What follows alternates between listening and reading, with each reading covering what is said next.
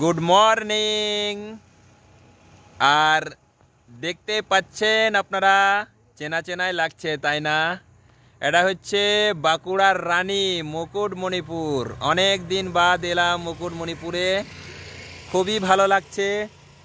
আর এইটা হচ্ছে বৈকাল টাইমে এসেছি, দারুণ লাগছে। কিন্তু এই টাইমটায় কত মানুষ বেড়াতে এসেছে, আর দেখছেন একদম পুরো ড্যামে জল, কত নৌকাও যাচ্ছে দেখুন। আর আমার সাথে এসেছেন আমার বিজনেস পার্টনার দীনবন্ধু বাবু। বলুন স্যার, আপনার যদি কিছু বলার থাকে। খুব ভালো লাগছে এখানকে আসতে। তো আমি বলবো মুকুটমণিপুরে যিনারা আসেননি আপনারা একবার আসবেন, তো দারুণ এনজয় ফাটাফাটি লেভেল একদম পুরো এখানে আসলে এই বৈকাল টাইমে কি বলবো, মনটা পুরো গার্ডেন গার্ডেন হয়ে যাবে একদম।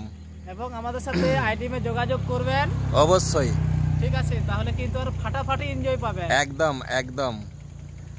তো আমি এটাই বলতে চাই, হয়তো অনেকেই বলেন যে আপনারা এত জায়গায় ঘুরছেন, আপনারা এত জায়গাগুলো দেখছেন, কি ভালো লাগে আপনাদেরকে, কত সুন্দর লাগে জায়গাগুলো। তো সবাইকারই কিন্তু ইচ্ছা যায় সব জায়গায় যেতে, কিন্তু উপায় নেই। কেউ কারো সময়ের অভাব, কারো পয়সার অভাব। তো আমি সবাইকেই বলবো অবশ্যই আপনারা আমাদের সাথে যোগাযোগ করুন। পুরো দুনিয়া ঘুরবেন, তাই তো? ফ্রি অফ কস্ট, একদম পুরো দুনিয়া ঘুরবেন ফ্রি অফ কস্টে। রোজগার করবেন, মাল কামাবেন, আর দুনিয়া ঘুরবেন আনলিমিটেড একদম। তো ঠিক আছে, আজকে এই পর্যন্তই। নেক্সট আবার দেখাবো একদিন মুকুটমণিপুর পুরো একদম জায়গাটা। এখানে আমি একদিন বাইকে করে গেছিলাম, এই মাথা থেকে ওই মাথা পুরো এই পার্টটা মনে হয় প্রায় 8 কিলোমিটার ডিফারেন্স, মানে 8 কিলোমিটারের দূরত্ব আছে এই পার্টটা।